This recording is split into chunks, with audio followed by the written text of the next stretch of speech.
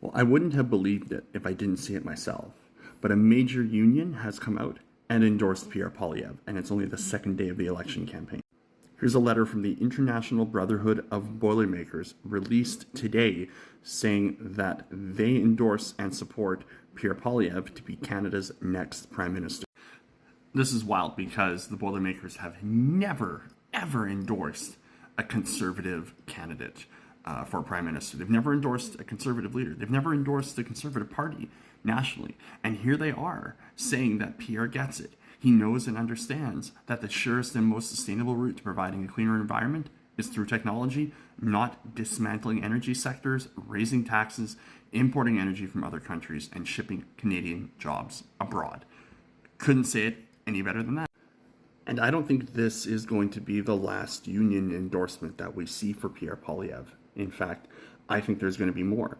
We already saw in the last provincial election in Ontario that Doug Ford got endorsed by unions. And this is not an uncommon thing to see as more conservative parties lean more and more into becoming parties of workers, trying to prevent the government from ripping money, hard-earned money, out of the pockets of everyday hardworking men and women all across this country. And they are now rallying in support of Pierre Poilievre.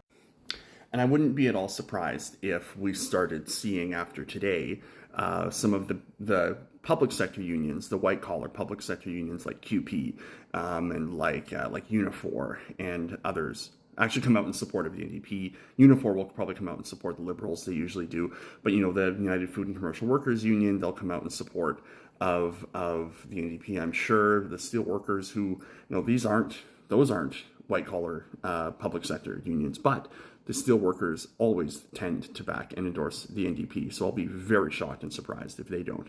But a lot of these other like QP and these public sector white collar unions, they come out and they support the NDP in droves. And I think that shows the disconnect between white collar, urban, or suburban union workers, managers, government sector, public sector workers, and blue collar workers who are getting their fingers dirty, getting their hands dirty, going out every day and working and toiling to put food on their table and keep the economy going. They're the backbone of so much of what goes right in this country, and it's about time they got a break.